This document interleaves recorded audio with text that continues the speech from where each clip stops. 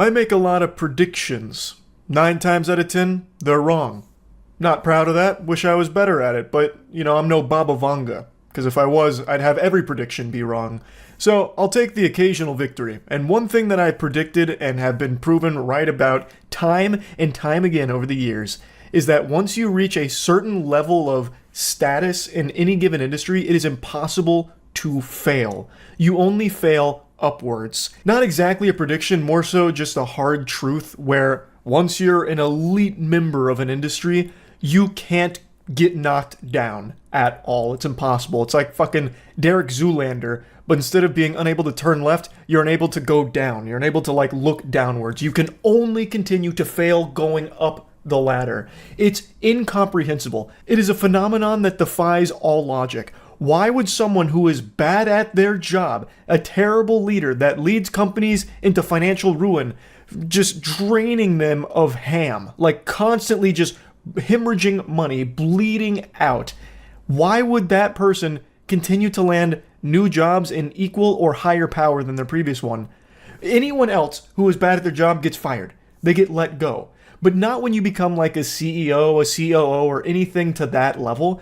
You just go to another company as a COO or a CEO. The perfect textbook example of this is still John Riccitiello. He was the CEO of EA for a little while. He rose to infamy when he pitched this absolute fucking heater of an idea. I'm talking galaxy brain 5D chess move where he pitched the idea of charging gamers for ammo. So if you ran out of ammo in a Battlefield game, there'd be a pop-up that would say you need to pay $1 for your next magazine. That was his idea. I don't think he was ever fully going to go through with that, but that was the example he gave on how you can constantly be milking the titty of everyone who buys an EA product. He was too greedy for even EA, so he was let go, and then landed a job at Unity. He became CEO of Unity, and I know you remember how disastrous that was, because he nearly drove that company into the fucking ground. He nearly banished it to the Shadow Realm with how horrible his leadership was there. And there's plenty of examples of this. I still think he's the best, but why I'm talking about it today is because Disney just announced that it's looking at candidates for the CEO position since Bob is leaving again, and one of the people they're considering is the EA CEO, Andrew. They're looking at Andrew at EA. What in tarnation? Why on God's green earth would you be putting your peepers on Andrew Goober Wilson for the CEO position of Disney? EA has been one of the most consistently hated companies in the world for over a decade now. If Umbrella Corporation was a real entity, it would probably have a better reputation than EA currently does. It is a company that no one likes, except for shareholders. So Andrew Wilson has done a good job at EA for shareholders and nobody else. And you know what Disney really needs right now? Is a good reputation with anyone that's not a fucking shareholder, because people are getting really tired of what Disney's been shitting out. They have been pooping out slop, and a lot of people are tired of the stink. They're tired of smelling the shit. So Disney, I don't think, is needing an Andrew Wilson, cartoon villain here that's going to... Andrew Wilson, the reason why I said he's good for shareholders is because the EA price under him has raised pretty significantly. But I feel like Disney right now, what they really need is some slam dunks in products and properties that people really start to like again, because they are missing that entirely. Star Wars, for example. Holy Lord, what a fart in the wind. Most people don't care about Star Wars at all anymore. Most people roll their eyes when it comes to Star Wars. Look at Outlaws. That was an open world Star Wars game. Of course, it did have Ubisoft on there, so it was already doomed for mediocrity out the gate. But nobody was hyped for Star Wars Outlaws. There was a time when Star Wars was a guaranteed home run. Now, most of them are flopping. At least from what I can tell, The Acolyte, that was $230 million budget, and it raked in, according to the most recent financial reports that I can find online, $46 million. So it lost a total of $180 million. Come on, let's put on our thinking caps right now. It's not an issue of, oh my God, we need to start figuring out ways to nickel and dime the remaining customers we have. The solution is, how do we start making quality products again that people actually want to watch or purchase or get engaged in? Grow up. God, Jesus. Andrew Wilson is not the solution to that problem. Andrew Wilson is not the one that people are going to be like excited for at the helm of Disney. People don't like him because people don't like EA. Now, to give credit where credit is due, I vaguely recall Andrew Wilson pushing back against some investor-led horrible ideas in a bad direction for some of the titles over the last decade or so. I'm foggy on the details, but I do remember reading about it a while back that he did actually make some decisions that I think it was something about like allowing the developers a little more creative freedom under the EA umbrella. Again, I don't remember all the details, but it's not like he's been nothing but mustache twirling evilness. But first and foremost, Andrew Wilson's priority is not good games. Never has been. It's been figuring out the live service model because I believe it's 71% of EA revenue comes from live service games. So it's always been trying to figure out the way to maximally monetize every single person who sits down to play an EA game. And there have been some good games that have come out over the years, and even live service games like Apex Legends from them.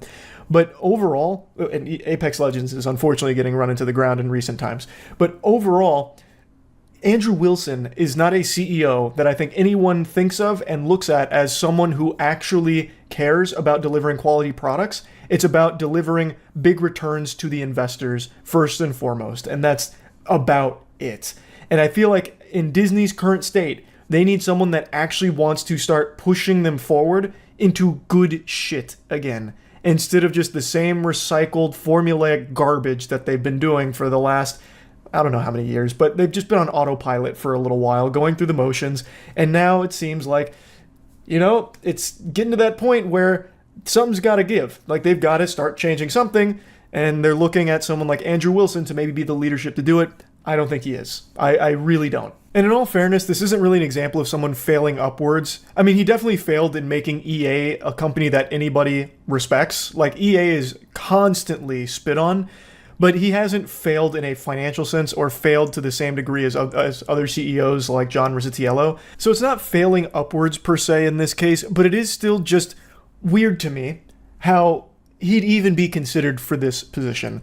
Like, I don't understand why the pool of candidates is so small that you're always seeing the same names over and over again, even if they have a resume of stinkers. Another great example, and sticking on the Disney topic, is they have greenlit a new Star Wars trilogy, and they've already chosen who's going to be the writer and producer. It's someone named Simon Kinberg. And if that name rings any bells, it's because you probably still have trauma from his extraordinarily embarrassing pile of garbage that many consider to be one of the worst comic book movies ever made, Dark Phoenix, where he was the writer, producer, and director. Going through his entire catalog here, where he's only directed a couple of films, but he's been a writer and producer for a long time, it's more misses than hits. Like, XXX State of Union, I loved it when I was a kid. I don't know if it's aged well. But he also did X-Men 3, The Last Stand, another absolutely despised movie, but then there's something good in there with Jumper. There's the Sherlock Holmes movie, which some people liked, some people didn't. First Class, which was good. Then Abraham Lincoln Vampire Hunter. Oh my god, like, just look at this resume. Fantastic Four. The Fantastic Four. Again, one of the comic book movies that people to date still believe is one of the worst ones. In fact, among like the top 5 worst comic book movies ever made, Fantastic Four and Dark Phoenix are on every single list. This is the Fantastic Four film from 2015 that had the number 4 in the name, not the like old one with Jessica Alba. And he was not only a writer and producer on both of them, but even directed one of them too. Like, his resume isn't very good. Like, the good movies that he's a part of, he's usually a producer on, not a writer-producer on. Was this really the best possible writer-producer they could find for a new trilogy of Star Wars films? I don't think so. I don't understand how someone that has a resume like that, with so many super stinkers like Dark Phoenix and Fantastic Four and a couple of others on there, get chosen to make something like this, the new Star Wars trilogy. Like, it's not like those movies that he'd written and produced were just received terribly by the audience.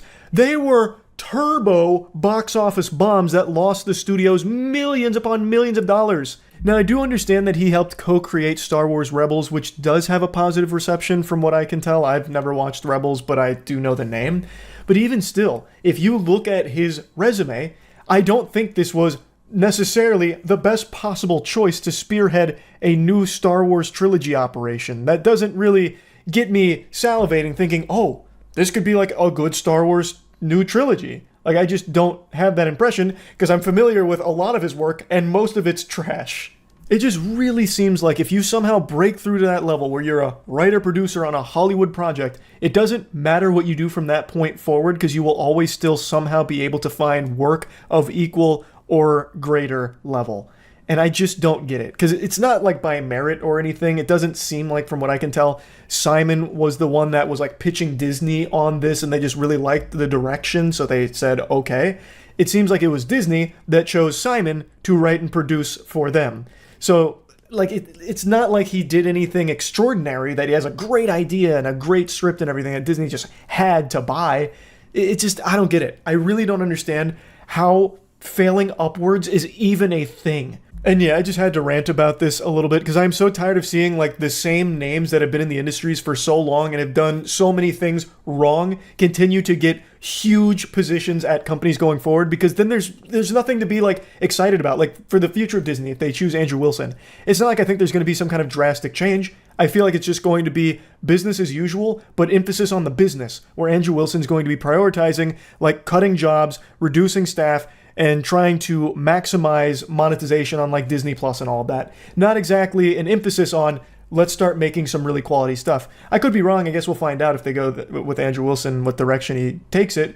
But it's someone whose work I am familiar with, and that is what he is known for. He is the shareholders' hero, but the gamer's pariah, because nobody likes EA. It has a terrible reputation. So, again, he's not exactly an example of failing upwards per se, because he hasn't failed, but it does just, like, this whole topic is something I just wanted to speak on, because it is common for people that do fail at, like, a high level to continue to just keep getting more and more and more and more power and bigger positions. It's silly. So, yeah, that's really about it. So, yeah. Have you seen the Scentbird CEO? She does a podcast with her eyes closed to talk to spirits and said Hitler wasn't bad. What? The Scentbird CEO does this. Wait. I know Scentbird. Yeah, wait, you're right. The Scentbird CEO claims to be a spiritual medium. Or, sorry, not a spiritual medium, a spiritual guru. The co-founder of the Netflix for Fragrance, Mariah Nuraslamova, has been moonlighting as a spiritual influencer. Comments on extraterrestrials, The Matrix, and Hitler have recently attracted negative attention. Your teeth are not randomly crooked, there is a spiritual meaning. Every little aspect of the tooth is a map, right? This sounds beautifully unhinged. You see they found a cave on the moon? Oh, we got moon troglodytes now? That's pretty cool. I can't find the clips anywhere else right now, so right now, completely reliant on the YouTubers here to bless me with this info. I want to see these readings.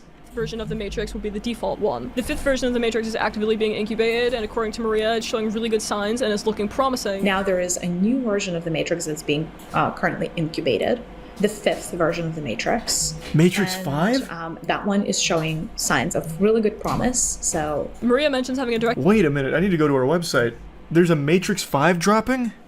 This is Maria. She is the CEO of Scentbird, which I think many of you have probably seen through YouTube sponsors. They were pretty big on influencer marketing, from what I recall. So when you are inviting black into your body, you're not inviting demons, God forbid. You're not inviting evil into your body. You are inviting this moldable substance that contains all life inside, that contains all light inside, that contains the entire spectrum of everything. Okay, so she's about to cast a hollow purple. I don't really care about that. Where did she do, like, the spiritual readings, like where she talks about Hitler and everything? I don't need to know about her curse technique. I mean, I'm in the presence of an architect, of the Great Architects Council of Light, but sadly that is big. The case. That is that big. Automatically crushed while listening to her guided meditation for an ultimate womb detox. And whoa, an ultimate womb detox? Whoa, hey, hold on, I can use that. Hello, my darlings, and welcome to Our Sacred Universe, a podcast where we meditate together. I'm ready. Today I wanted to offer you a womb healing practice. Thank you. Our womb space is where we deposit a lot of our hurt, a lot of our pain, a lot of our suffering. But a womb space, or if you will, our sacral space, I is have something that. that everyone has. I have and nipples, so Greg. I Can you milk me? invite You, if you haven't checked out my book yet, No, hold it's on. I don't need the out. hashtag ads here. Just give me my womb needs a little bit of assistance here. Keep breathing in and out. Imagine I just have a full body using the orgasm from power of this. your breath to ground and center yourself. Invite the healing vibrations of the universe to enter the sacred space of your womb. How through do your how, breath. See, like, we skip a step. How do I invite the healing vibrations of the universe to fuck my womb or whatever? Like, what do I do? Like, how do I send out the distress signal? That's where these guided meditations always fall apart for me. Like, they make it sound like it's so easy that I can just call upon healing vibrations. Like, I'm not a shaman. Like, can you call it for me? Thanks for membership, Oz. Book a reservation. Yeah, what availability do the healing vibrations have in the universe? I imagine they're probably pretty booked up. Why are you detoxing your womb? It sounded helpful.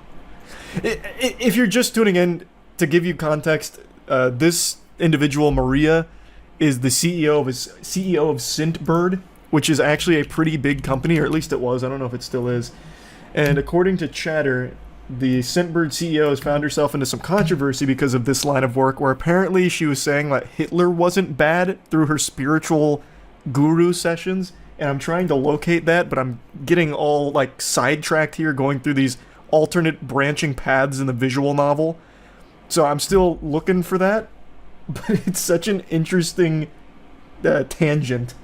Big thanks to OperaGX for sponsoring this video. OperaGX is the browser you see me use every single night on stream. It's just my go-to browser, and it has so many features that I just really have come to know and love. Obviously, the one that I always preach about, because it's the one I'm most enthusiastic about, is the fact that OperaGX is not a resource hog like Chrome and other browsers. It is so lightweight but so powerful, and the GX mods that it offers are super fun, so you can really customize it to make it feel like your own and make it feel super unique.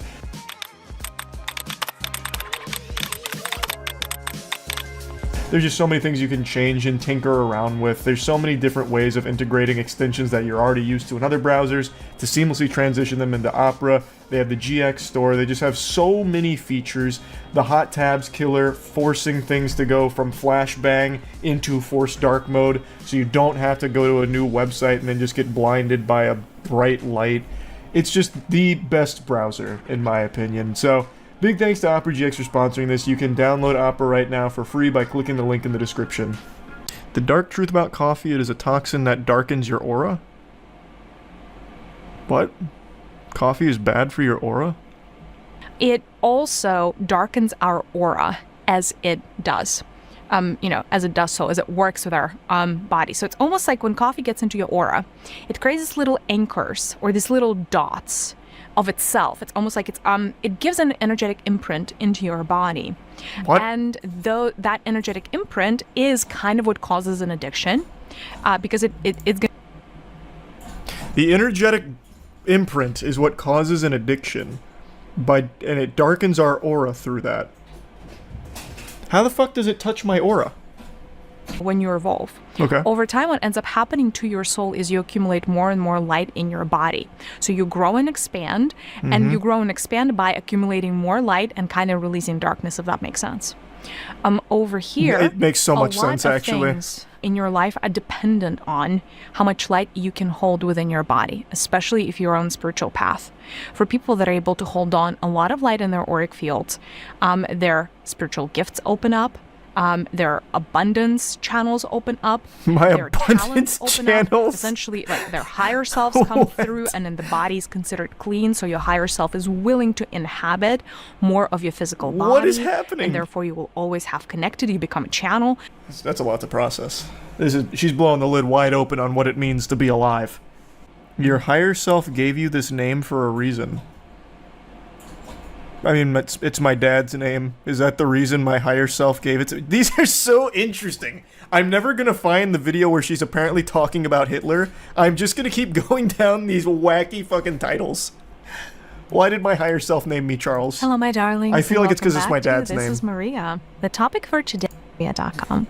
All right, the mystery of the name. This is kind of a fun topic. It's not a mystery. That is It's what just we're not diving a into. mystery for like most people. I don't think it would be vowels and the consonants in the name, through the letters in the name. Connects you to certain aspects of universal flow, universal energy, if you will. Huh? And because you're so attached, in a good way, to your name, you have a claim over those energies. Okay, I claim all of the energies of C-H-A-R-L-E and S. No one else can have them. That's my domain now, and I'm kicking everyone else out. Eliminate pain and heal a specific organ or part of your body. Teaching you how to use the Force. Are you a star seed? Yes. One thing that did come up, though, is called the Karma of Atlantis. It's time to release it. Here's how you can do it right now. Like, raise Atlantis myself? I can do that? Favorite YouTubers have promoted a brand that normally wouldn't show up on my scam/problematic radar scanner. Scentbird. Scentbird Yeah, I is told you it was a big new thing. subscription Told you that. company that at least outwardly, because the CEO of Scentbird, Maria Nurislamova, stinks. Our bodies choose to miscarry children. Oh. It's not an accident that happens. It's a choice. If people were to align with their life purpose, we would see a lot less cancer on planet Earth. You could heal yourself from any disease. I don't care if it's cancer. I don't care if it's AIDS. It could be whatever. But you could heal yourself in the span of under 7 days. We're going to talk about the spiritual reasons for being overweight. Like Adolf Hitler is one of the poster children for like being an evil person. Do you know how many millions of souls benefited from learning from the experience that he has created? So is he evil? Not really. I don't think so. Wow, Maria. Those spiritual sessions are sending you down the loony path. A lot of hidden agendas by the powers that be. And those hidden agendas remain hidden because there is not enough heart space energy in humanity to be able to bring them to light. The heart energy is always the energy of light. The heart energy is always the energy that essentially you emanate your energy from the heart. The heart is one of those energies that if your heart is activated internally, you can heal your whole body in a matter. I will say, if your heart isn't activated, you're probably not watching this video in the first place. You are dead. Most likely. Bearing some, like, very fringe cases. That is the power of the heart. It changes your internal ecosystem and it changes your external ecosystem. It just does. It is meant to. It is. Well, who knew? Who knew? It's like breathing techniques from Demon Slayer, but for your heart. It can do anything. It's just like a bunch of gobbledygook. It's like, there's nothing that binds these statements together. It's just like a random assortment of words that have no real meaning. This is the problem when I'm looking through pages like this. I get so distracted by so many cool titles. She has one here called Babies Control How Long Their Birth Is. Like, this is unhinged. God damn it. That's why certain births take so long, is in the state of resistance. If the baby's in a state of fear, if the baby doesn't want to access their masculine energies, the birth process is going to take longer. That's why someone... Wait, what? The baby doesn't want to tap into its masculine energies, so it doesn't want to be birthed? What the fuck? The baby comes out like scoops of, like, creatine. What in the world? Shit's not even born in amniotic fluid, it's just like a bunch of, like, trin. What is this? What is she talking about? This isn't even spiritual. I have a hard time answering the question about evil because there is such a big gap between how humanity perceives good versus evil and how, you know, even beings in the seventh dimension perceive The seventh dimension. Who's in the seventh dimension? how the higher self perceives Glorbus? Like, let who alone how source who are you consciousness communicating with in the seventh fucking dimension? stepping back. Let's say your higher self wants to understand murder. Should be easy It's just to understand. a fascinating subject for your higher self. Okay. If it wants to understand murder, Jesus Christ. the angle. So your higher self may choose to come as a victim, as the mother of the victim, as the father of the victim, Why? as the teacher of the victim. Why as would the it want to... murderer. So, based on what I've gathered, very limited exposure to her spiritual guru benevolence, it seems like she believes you are the product of your higher self wanting to be experimental. So when something bad happens, it's because your higher self is trying to learn about it. So here, she's using murder as an example. So if you are someone who gets murdered, or associated with the victim of a murder, it's because your higher self wanted to be in that position. It was all predestined because your higher self wanted to be present for it, to learn about it. Which is the dumbest idea ever. That's actually the stupidest fucking idea. And by the way, like, look at Hitler. He's one of the poster child children for, like, being an evil person. Do you know how many millions of souls benefited from learning from the experience that he has created? So the here, world serpent has awakened. You know, like tier 1 look hell at and Goldie. a character like him and be like, oh, he's completely evil. And upstairs, his experience was one of the greater, sources of knowledge of 3D planet Earth warfare. 3D planet Earth warfare. And that is benefiting What? so many different souls on their. This is a very interesting take, Maria. So, there's a lot to unpack there, Maria.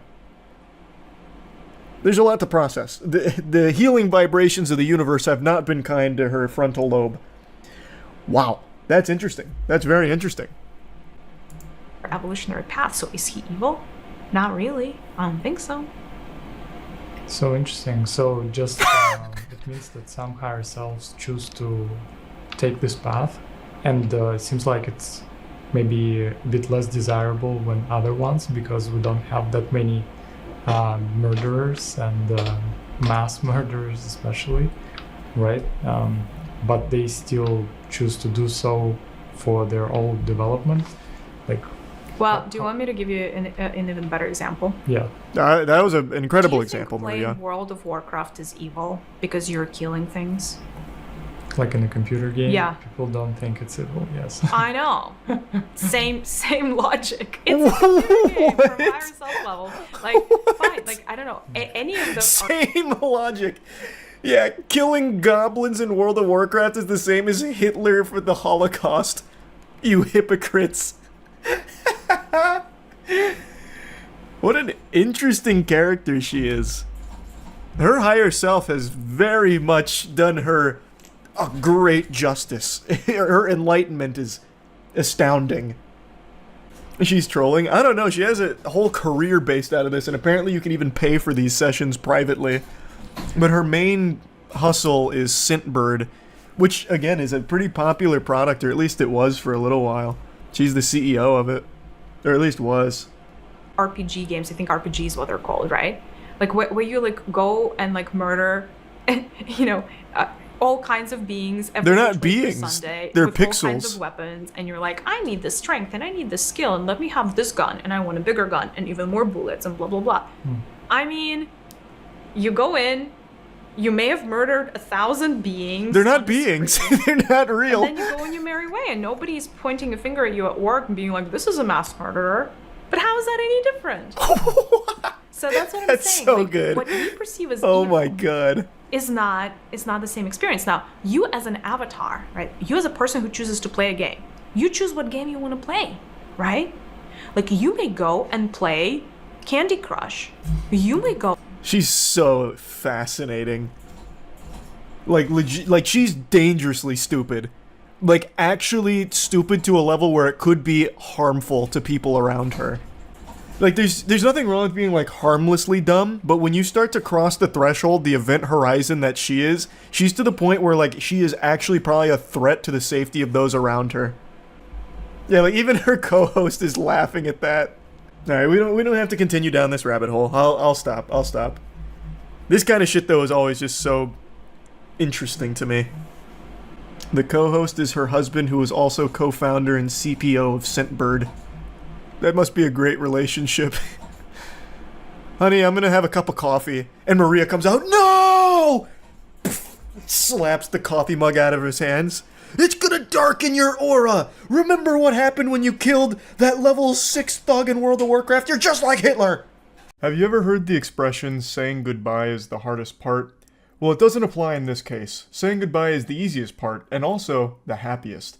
Because today we say goodbye to John Riccitiello. He's not dead, but his reputation and career might be. And it should be. He should never work in the video game space again. He is a plague that infects it with the greediest, most outlandish ideas ever, and fundamentally ruins any type of goodwill the companies could ever muster. He has a worse reputation than E. coli. John Riccitiello sucks. Point blank. No reason to beat around the bush. I made a video talking about the Unity situation a couple weeks ago. I never gave the update in a separate video, but I'll just go ahead and give it now. I've talked about it on stream. Basically, the big drama that led to all this is Unity published some changes to how they're going to be doing business going forward. Is extremely fucking greedy, extremely ridiculous. There was a ton of backlash, and a lot of developers were making the switch to competing game engines and just abandoning Unity because they could no longer trust them, obviously. So, Unity did what the electric slide taught them to do. One hop this time and take it back now. So, they walked back most of their changes and put forth a more reasonable proposal, a more reasonable policy change where it would no longer be retroactively enforced, meaning any games that were made with the Unity engine prior to this new agreement are not subject to the new terms, the way it should be and should always be, as well as increasing the threshold that you need to reach to be subject to the changes and the fees and all that. Basically, they made a much more reasonable change. However, I don't think that exonerates them of the crime of cringe and greed. That was still an unforgivable sin that most people are still sore about because they did that out of nowhere and had no problems doing it either. No hesitation. They just dropped that shit and said, toodles. And that was that until the backlash was simply too much. And then they reluctantly had to change it. Now, John Riccitiello isn't solely responsible for that policy change, that greedy direction Unity tried to go. There were a lot of moving parts there. Once again, I mentioned Upper Echelon made a video covering it, and I still think his video on the situation is extremely informative, so if you want to know more about the inner workings that led to something like that, I highly recommend checking that out. But John Riccitiello is still the CEO, or was the CEO of Unity at the time, thus a leadership position for the company, the face of it. So, with the decision this detrimental, this apocalyptic, the doomsday that was brought forth from Unity, someone needed to shoulder most of the blame, and naturally that's going to fall on your CEO because that's kind of the face of your company.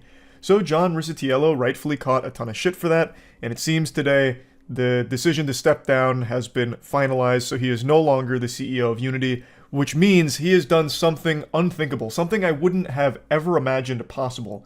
He is a creature that was too greedy for EA, and now also too greedy for Unity. That's fucking mind-boggling. Almost impressive. Congratulations to John for making history here. For those that don't know, John, the money's gone Riccitiello, was previously with EA before Unity. And while there, he kicked around some pretty abominable ideas, such as charging per reload. His example was, we need to strike while the iron's hot, and when someone's in the middle of a game and they're shooting against an enemy, they run out of bullets and they need to reload, we charge them $1 for that reload, and they won't be price sensitive at that point because they're going to want to finish off the kill. I'm paraphrasing it, but I'm boiling down the point in a nutshell. Fucking charging per reload, he was listing as a gold standard example of great microtransactions. He also famously called developers fucking idiots if they didn't focus on microtransactions in their games. He's just an awful guy. He is the worst thing for gamers because he is someone that just wants to exploit the industry for selfish gain. But I'm not here to just keep talking about his past. Let's talk about John's future. Hopefully there is none in the video game space. I hope this is truly his last rodeo here with Unity. Why would you hire someone that keeps failing? His greed is insatiable and it fucking sinks companies. Well, it doesn't sink them, like Unity and EA haven't gone anywhere, but it ruins reputations. Why would you want him in a powerful position at your company?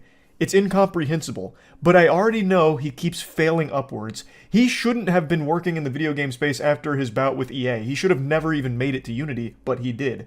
So, I have a sneaking suspicion John will continue to fail upwards, and he'll probably land a CEO position at fucking Ubisoft next.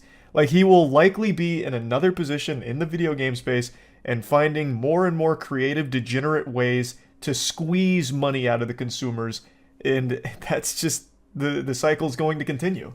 That's my prediction, but I hope I'm wrong. He's like a cockroach, and I don't want to see him in the industry anymore. He sucks. It's great to see that he's no longer with Unity. Maybe Unity can get their shit together, but as I said in the previous video, I don't think this means people should trust Unity going forward. I really don't. It's not like John was the only problem here that led to this decision. It had to go through many different people and many different layers of the big business onion before it went into effect. So, them getting rid of John doesn't absolve them of all the sin. It doesn't get rid of the root cause of the greed. It's just one of the symptoms that they treated here. So I think it's important people remember that. Unity isn't blameless here. They're not innocent. Unity and everyone that's still currently there in a position of power did play a role in that initial policy change that was extremely greedy and exploitative. So yeah, just keep that in mind. I don't think we can all just start trusting Unity again just so quickly.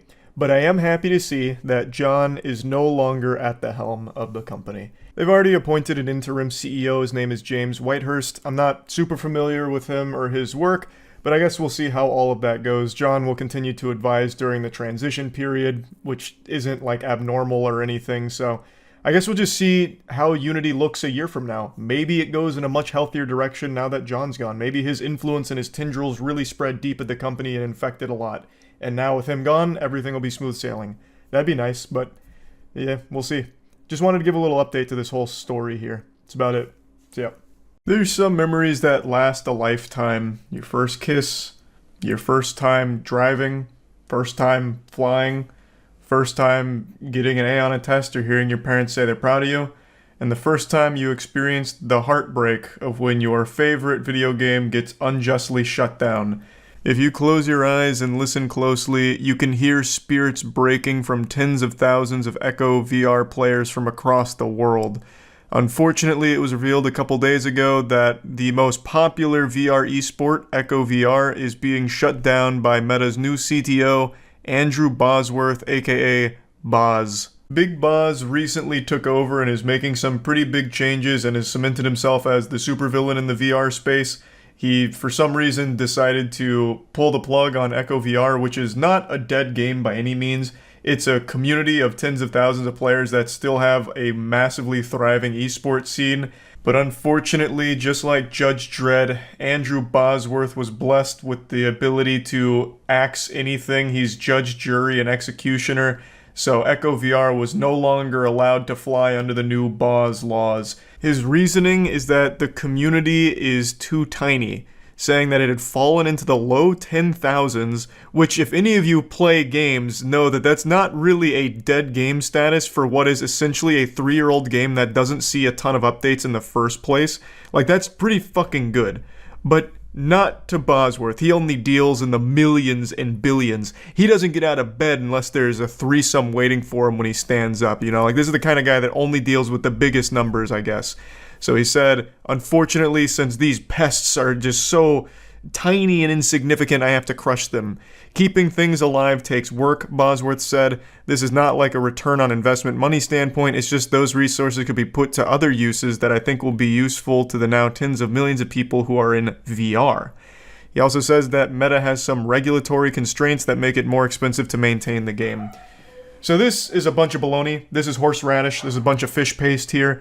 That is a sizable community. That is a pretty strong user base for a game that's 3 years old and does not get active updates. You don't have a team that's on this that's dedicated to working on it around the clock. I just don't believe that's the case. I really don't. I don't think there's a ton of resources that are spent on the game as is, and I don't think taking those resources is going to somehow curb Meta's hundreds of billions of dollars that they're losing already. I'll never understand decisions like this from companies that can clearly afford to just keep this running and maintain the goodwill of tens of thousands of players. Because you cut these people off, they're not coming back. Where are they going to go? They're going to go to Horizon? No one goes to Horizon. That place is more empty than a dilapidated fucking insane asylum from the 1930s. No one goes to Horizon. The only people on Horizon are people that are trying to exchange drugs for Bitcoin. Or just like really shady fucking weirdos RPing. So these players are not going to Horizon, and it's not like you have a ton of other products to offer them. They're just not coming back. They were there mostly for Echo VR, I imagine. And now you've made them hate you. So you've lost them. I feel like the goodwill of them is more lucrative long term than the 4 or 5 developers that you may have been able to take off of Echo VR and put on your ad space, your mobile game ad functionality, or whatever the fuck you're going to use them for. It's a stupid decision. And they go very hard here. They are absolutely making sure the shit stays buried and dead.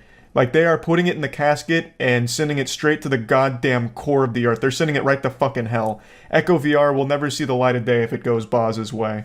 The Boz went on to put his dick in his mouth one more time. He said, I will add one more thing on this. I know people are really focused on it understandably, which is that we looked at if we can open source it, and the answer is basically no. It's very deeply entangled with a bunch of our systems, and there's no. It'd be even less cost effective to do that. Can we spin it out or sell it? No, because we want the Ready at Dawn team to be continued to be focused on these other projects that we're excited about that I think are going to have a bigger impact on a bigger number of people on driving more adoption. I don't know if he realizes how big of an asshole he sounds like every time he opens his mouth. Everything that comes out is all about numbers. You guys are small, so you guys suck, which is why we're abandoning you out in the cold. Fuck you, find your own way home. Like, it's fucking silly. If the game was truly dead, like it was a really small community, then I'd understand it. Like, that makes sense, most people would understand it, but the game's doing, like, really well. They have, like, 3 other LAN events this year that have, like, $200,000 in prizing. Like, it's not a dead game. It's really not. They could have, like, just, you know, if they want to focus on other big projects for the Ready at Dawn team, you could just keep the game as is and then have them still work on the other shit. The game is not seeing a ton of updates, and it hasn't in, like, 3 years. So if you just kept it the same, just keep it running, just keep the fucking lights on, like that's the bare minimum, people would probably still be fine with that. And then they could focus on whatever other bigger projects you think are going to entice a bigger number of players to come to the fucking metaverse and, you know, the Oculus, whatever. I just don't see why you couldn't have your cake and eat it too here. It just seemed like a really simple move. He even admits openly that the previous CTO, John Carmack, wouldn't have shut down the game. And do you know why? Because he's a guy who fucking gets it. He's not perfect, no one is, but he at least understands basic shit like this. Whereas Boz doesn't, because you know what Boz is? He's an ad guy. Before he was the CTO of this shit, he was just an ad guy. All he did was fucking ads. There's a great video that's made by a channel called Thrill Seeker that I'd like to show you some clips of. He covers this whole thing in depth, so I highly recommend it. I'll put a link to the description. I'll put a link to the video in the description. But I just want to show you a little bit more here about the situation because it's kind of interesting. Oh, did Thrill Seeker make a whole video on the Echo VR thing? Yeah, I know the situation. Meta shut them down. Why is this happening? Why kill a game with tens of thousands of active users? And is this really how Meta is going to operate? Because that's just Facebook in a nutshell, baby. That's just Meta in a nutshell, baby. Fuck everyone, fuck everything. We're just gonna lose money and you can't stop us. Pretty easy to see exactly why. Swapping chief technology officers of a future technology company, even if Carmack wasn't full-time, is almost like a company brain transplant. On one hand, yep. Carmack comes from a pretty... Which is one of the big problems that Halo Infinite faced, because they kept losing some upper-level, like, senior project leads. So every time they got replaced, the whole vision started to change, and everything kept getting muddier and muddier and muddier, and then you get the absolute fucking mess that Halo Infinite became. That's why making those kind of massive swaps in the middle of projects is always a fucking disaster. Bosworth, on the other hand, is cut from totally different cloth. He's been at Facebook since 2006, and he made his claim to fame within the company, making Facebook money as the vice president of ads. That's right. Hey, what a great fit for gaming. That sounds amazing. Let's take the vice president of ads and put him on the gaming space. That's just a seamless fit. Fuck yeah. That's the Boz, baby. Why the hell would he be put on the gaming space? What do you mean? Gaming is a multi-billion-dollar industry. Taking a guy who's all about just making money off like ads and shit, trying to monetize the gaming space, 100%. That's why they put him there. Plus, Meta lost like fucking, Jesus, what was it, like hundreds of billions of dollars or something in valuation over the last year? They're desperate. So they're gonna sick the Boz on the metaverse, on the gaming space. We had a gaming legend, and now we have the legend of advertisements in charge of VR. And as but look how cool he is. And sick as that is, So what happened here? It just dwindled. The user base is small. It's loyal as all get out, but it's small. It's measured in, the low 10,000s. Those resources could be put to other uses that I think will be useful to the now tens of millions of people who are in VR. And at some point, you have to make those choices. So, the tens of millions of people in VR, I can assure you, are not in the metaverse. Brother, that place is barren and empty. That place is like every 16-year-old outcast's birthday party. There is nobody in there. So yeah, there is a lot of VR users these days, and I'll tell you where they're not. The fucking metaverse. They're on like Gorilla Tag and shit like that.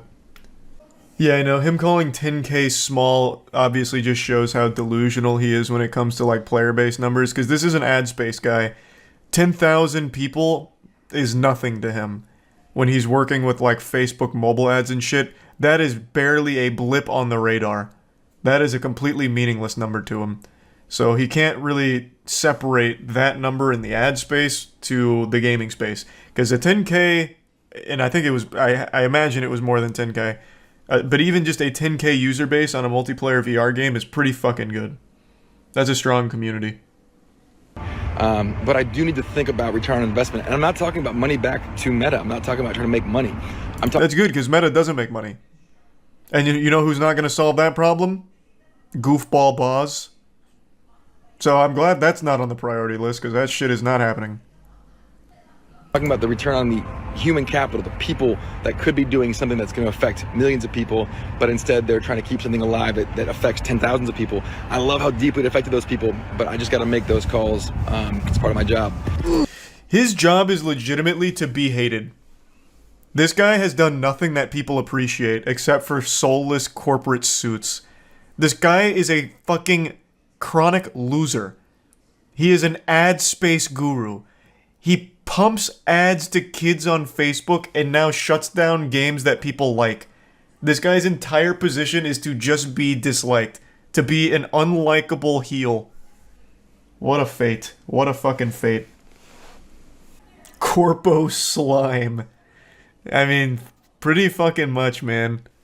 But beyond cosmetic paid DLC, the game hasn't really been updated at all since it came to the Quest 3 years ago. And half the game, I didn't know it was in my that old. opinion, the better half of the game, Echo Combat, just never came to the Quest at all. It's stuck on PC for no reason. And at this point, it's honestly impressive that Echo still has a community as large as it does at all. But Wait, so is Echo... Did they still have a component elsewhere off of the Boz domain? Oh, because they haven't taken it down yet. Oh, okay. I'm talking about when they take it down. Are they affecting the one that is outside of the Quest? Like, are they taking the one that is on PC? Does the whole thing come down? Like, the PC one comes down too? Yeah, because they're shutting off all the servers. Got it. Okay. some people really don't care, and they'll just bend over and take it from any corporation that'll give it to them. But really, why do I even care? It's just a game. I will say, though, as far as corporations go, I think Meta has the least amount of meat swallowers in the world. Everyone from every walk of Earth hates Facebook, and Facebook is a company. Like, no matter where you are in the world or with your beliefs, everyone equally fucking hates it. I don't see many people ever defending it. I see some metaverse brainwashed people, but those are very small in number. Echo VR has need everyone's help to save Echo VR. It has 3 to 4 yearly LAN events and multiple esports leagues. Has a dedicated user base, putting money into making it the biggest VR esport. Yeah, so when this story broke, I kept seeing it touted as like the biggest VR esport. I don't really keep up with the VR scene much, so I wasn't very familiar, but I still think that's pretty cool. Hope someone sets up their own servers for this. Yeah, I'm going to tell you right now, that's going to be unlikely, especially with a company like Meta, and especially with a soulless weirdo like Boz. If someone tried to set up like their own private server, like if they tried to do what City of Heroes did, for example, I feel like Meta is the company that would 100% come after them legally. So I think there's a 0% chance of that happening. So once it goes down, it'll stay down. There's definitely still a fighting chance to save Echo.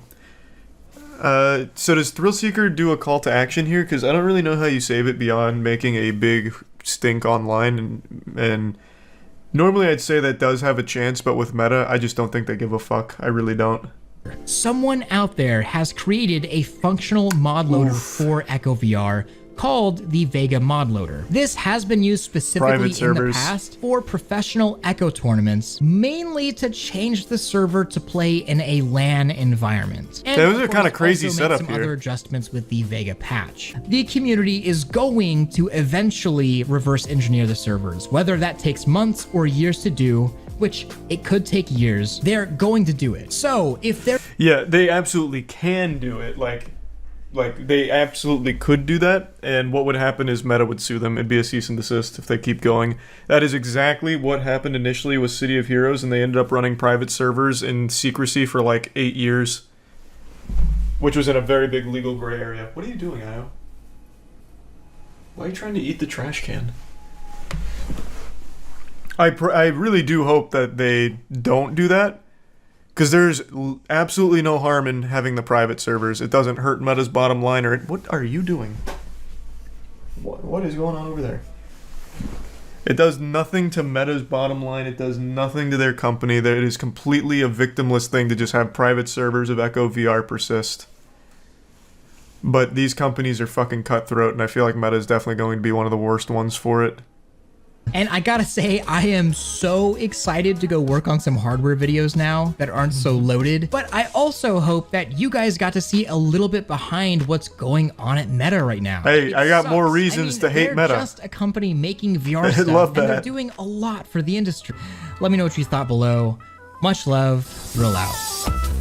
That was good. That was an extremely informative look at exactly what was going on.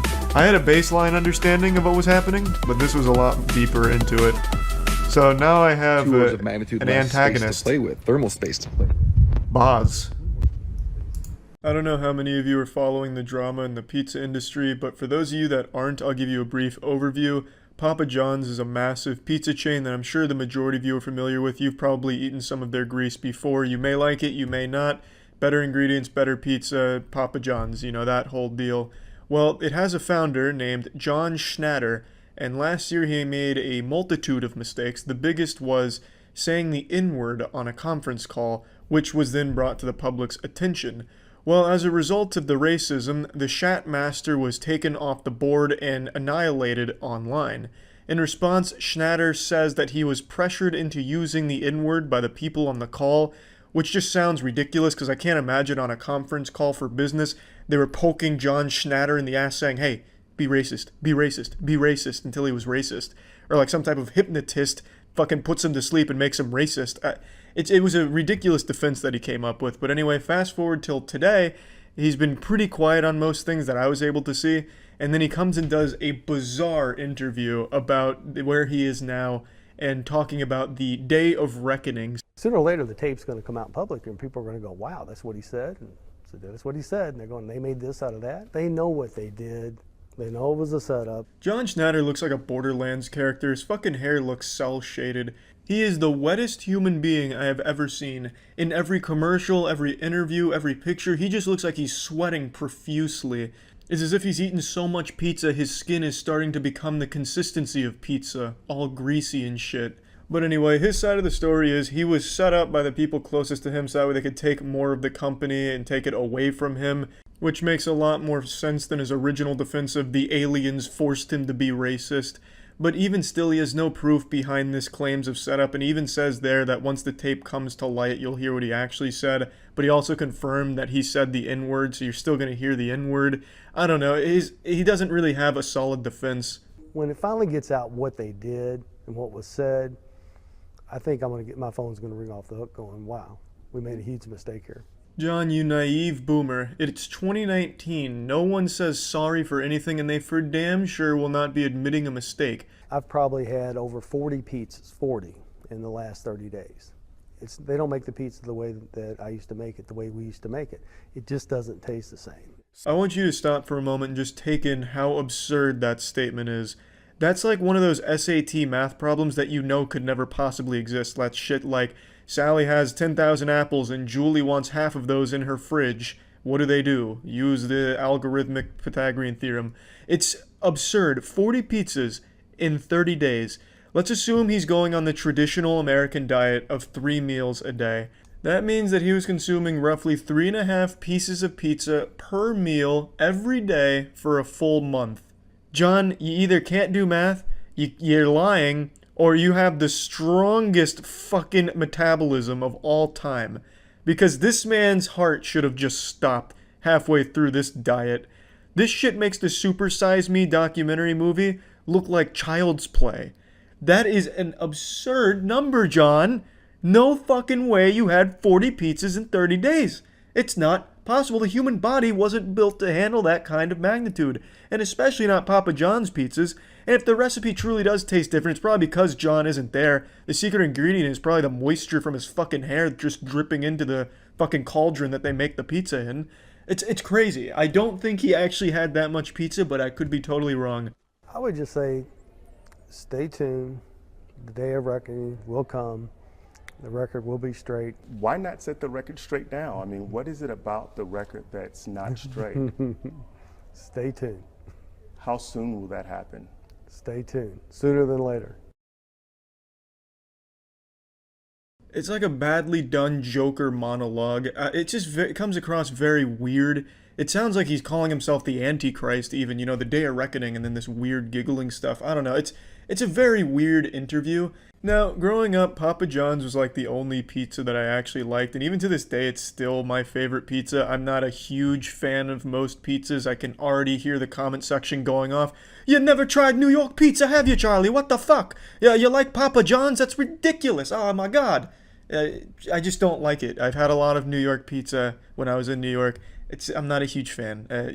We have to accept people are going to like different things. I liked Papa John's. I still like Papa John's. It doesn't taste very different to me today. I don't know what John's tasting. Maybe when he eats it now, he tastes a little bit of hate in there. And that's totally understandable, because if I got fired from my massive multi-million-dollar pizza chain, I would never want to eat that pizza again. Anytime I take a bite of that pizza, it tastes like asshole. So I get why he thinks it tastes different, but it really doesn't. It's probably exactly the same.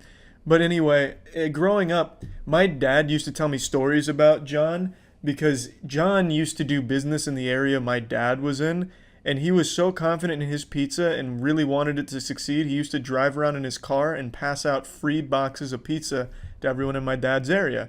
So I always had a very positive impression of John, just from the stories my dad used to tell about him. He was apparently a great guy around the area. And even in this interview, he talks about some of the community outreach shit he does.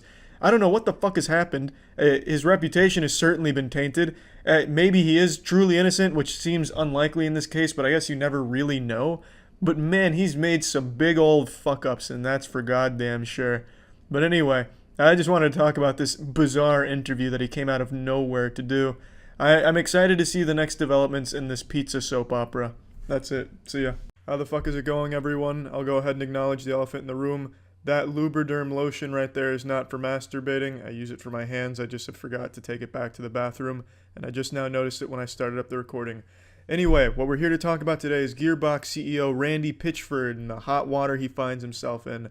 Randy Pitchford is the CEO of Gearbox, aka Borderlands Studio, because that's the only good game they make. Good. I'm not even a fucking fan of the series, but I can acknowledge that it is a good series. But anyway, Randy Pitchford finds himself in some hot water, some real hot diarrhea water. He's getting sued for a bunch of different shit that I'm not really going to talk about because it's not super important to the story, but I need to talk about him getting sued because it is important to what we're about to talk about and listen to. Randy Pitchford's going to tell us a story, like a beautiful little school teacher telling us a great story, except Randy's story is about weird porn. But anyway, in the lawsuit, it's alleged he had a USB stick of underage porn on it, and he goes on a podcast the day after this lawsuit comes out and talks about his USB stick of porn. He claims it was of-age porn, barely legal porn is what he called it. And I'm not here to talk about that. I'm here to listen to this guy's fucking disgustingly weird story, and we're going to reflect on it together. But I don't know what kind of fucking caveman carries around porn on a USB stick, nor how he could ever think it'd be a good idea to go on a podcast the day after these claims come out and corroborate that, yeah, he had a USB stick of porn, but it was for the purpose of magic tricks. I'll carry my work around on a memory stick. And now today, I have these crazy encrypted memory sticks that have like you have to punch in passcodes. Because if I had one of your memory sticks and I knew about stuff, I assumed that. The name of this podcast is the Piff Pod, and based on this one episode I've listened to here, I hope you like interruptions if you listen to these guys. Holy shit. If you thought the official podcast had a lot of interruptions, you have not seen shit yet. This is the final boss of interruptions. Randy Pitchford could barely manage to get a full sentence out without being interrupted. Even the female co-host had to constantly say, stop interrupting him, get back to the story. Because this guy that keeps interrupting him just keeps going on these awful tangents that don't even lead to like a good joke or anything, and they're so long and completely derail the story and the conversation. I bet Randy Pitchford probably couldn't even get a full urine stream into a urinal at this place without this man busting into the bathroom and pinching the tip of his dick close so he could talk about something and then let him go back to peeing. This man interrupts everything Pitchford does and says. Holy shit. I had some so one night I was watching cam girl pornography. Have you ever watched? Do you know what cam girl pornography is? Is that the interactive one? Yeah, there's what you do is you can get a webcam and you point it at yourself, and people will watch the video of this while they'll egg you on by giving you money basically as you take your clothes off and eventually they give you money. Well, I like how he's pretending he doesn't know, as if he's not watching cam girl porn every night. I might have heard of cam girl porn once or twice. That's that degenerate one, right, where it's like interactive or something. Oh, what, you give the girls money? I would not. Who's giving girls money? I would never do that just so they could like say my name while putting a butt plug in their asshole. I mean, what are you talking about, Randy? It's weird. And I just discovered this, and I was just fascinated. Like, what the fuck? Like, when I was a kid, you paid a bum $5 to go buy you a pornographic magazine from the liquor store. Like, right. That's how I got access to pornography when I was a kid. So like, and I had a teenage son, so I was like, this is fascinating. I really just don't understand your point with that right there, Randy. I have a teenage son, so I was watching cam girl porn because I have a teenage son, obviously. And this one is just like I can't quite make sense of what the little thumbnail image is, so I'm looking into it, and it's a woman who is masturbating, and when she has some experience that appears as if she's having an orgasm, a huge amount of fluid comes out of her vagina. She has some kind of an explosive orgasm. Hey, Jay. This is not a sex worker. This is a fucking magician. Honestly, that's a pretty profound statement right there from Randy, and I'd be lying if I said I haven't said shit similar when watching porn, like, damn, this girl is a wizard with cock. But to go the extra mile and claim that I was watching the porn to figure out if she was an actual wizard of penis, it's a bit of a stretch, but Randy really doubles down on the idea that he really needed to figure out if this girl was a big shot magician. It's a fucking crazy story. I hope you're buckled in. And so apparently what you can do is they make videos and they sell them. And so I purchased one of her videos. I wanted to watch this. You wanted to work out the method. I wanted to work out the method, but it was late, so I copied it over to this memory stick. But why? Why would you do that? If you're already watching this cam girl squirting, I'm assuming you're watching this in a safe location to be watching porn. You're not on a subway, in an airplane, at a Starbucks, or anything like that. So why would you copy it to a USB stick? You copy shit there if you want to take it somewhere. Where are you taking this porn? You bringing it over to your parents' house to show them? You bring it to your kids to show them? Where are you taking this? Do you take it to work with you? Is that what a Gearbox CEO does? Is that why Gearbox is such a shit video game company and pumping out shit stinkers? Because the fucking CEO of Gearbox is just jerking off in his office, bringing in porn on USB sticks? And I go on my way. It turns out it was a magic trick. Like she's like it's a combination of camera work and sleight of hand. And I never saw like a turkey baster or whatever it was that she was using to deliver the fluid. Yeah. But there was some method here that was like, oh my God, this is genius. It was super clever. Oh, Jesus Christ, calm down there, Randy. Don't break the magician's code and reveal how the trick was done. You need to calm down there. You do not want to piss off the Cam Girl Magic Society. I just love that his excuse for downloading it was that he was trying to study the magic behind it, like the art behind it. I fucking love that excuse. I could already see that working growing up. No, Mom, you don't understand. I'm watching this to learn. I'm trying to study magic. You don't get out of my fucking room. It's also a little sad that when you break this down, Randy watched a cam girl squirt and he was so unfamiliar with squirting that he thought the only logical explanation was he was being deceived. It was magic. Like, he is so unfamiliar with a girl squirting or having an orgasm that he couldn't believe it was real and had to go out of his way to break it down and figure out how she cheated and used magic. The memory stick somehow no longer was in my possession. Oh, God. And it was discovered, it was actually at a Medieval Times. Apparently some kid, an employee of the Medieval Times, and discovered secrets of my company and future games in development, and also discovered the pornography. It was barely legal porn. Like this girl's handle was only 18. I had to splice the shit out of that audio to make that like a cohesive storytelling there. Because Randy Pitchford was constantly interrupted by that fucking co-host who kept going off on like 2-minute, 3-minute tangents about the Medieval Times and then asking what he had on his shirt and asking why he likes the shirt. It was frustrating to put that together, but in a nutshell, he had it on the USB stick. He left it at a Medieval Times because everyone carries their porn stick to the Medieval Times when they eat, obviously. And then an employee found it, accessed company secrets and the porn, which was barely legal porn. And now we get to the section of the story where his whole company finds out that he's jerking it to some cam girls. So when he delivered this memory stick to the studio, I was on a business trip. I was out of town. So my executive assistant decides she's going to look at the contents as well. Oh, God. And so then before I know it, I think the entire office looked at it. Oh, no. No. And there was one piece of content on here, and it never occurred to any of them that the reason why there was just that single porno was because of the magic trick, not because of, I don't know what the fuck they thought. Porn. Yeah, and one of the lines that I heard was, you know, the kind of porn that Randy likes. And at no point did any of these fucking troglodytes at my company stop and think maybe the reason this porno's on there is because she's a magician, god damn it. A magician with a magic trick that I just had to study. It was the Gordian knot that I had to cut. This was my white whale, my Moby Dick. I needed to figure out how she squirted so much fluid. None of them even considered that possibility. Randy, you fucking weirdo. If you came in possession of that USB stick and you saw that porn, would the first thing you think be like, maybe this guy's not jerking off to this? That'd make no sense. Maybe what he's actually doing is trying to study some, magic. But really, that's where the story ends, because then it just once again devolves into a competition for the host to talk over Randy. And it's just a constant feud to say things at each other. But anyway, what a fucking story, Randy. That's wild. Randy Pitchford, more like Randy Pitch a Tent, because this man is carrying porn around all the time, apparently. Fucking crazy.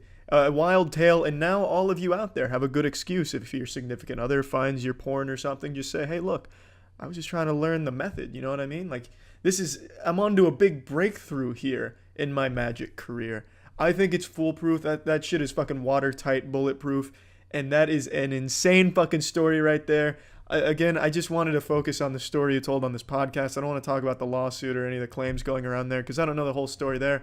All I know is the whole story from this weird fucking USB stick porn adventure from Randy. So, yeah, Gearbox is still a shit video game company, but god damn it, Randy, I like your story. It's a weird one. Take it easy. See ya.